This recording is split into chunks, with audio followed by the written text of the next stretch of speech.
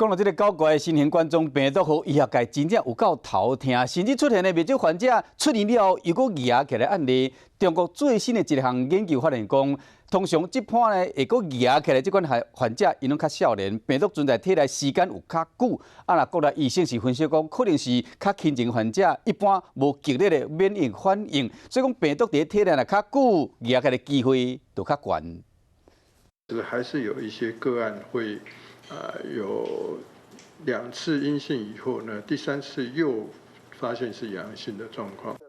新型冠状病毒连咪阴性，连咪阳性，嘛互临床的治疗甲检验难度增加。中国国家感染性疾病临床医学研究中心3月30日发表一项上新的研究，指出部分的患者伫出院了后依然有服用的情况，大部分拢是轻症或者是无症状的患者，而且14岁以下青少年比例阁愈悬，病毒伫体内停留时间嘛较长，颠倒是同情的患者未出现类似的情况。青少年呢，他们就是看起来他们免疫反应跟病毒之间是可以取得一定程度的妥协，所以使得他的基本疾病呢，就整个急性的病没有那么严重。可是呢，他拖到恢复期的时候呢，病毒也存在的比较久。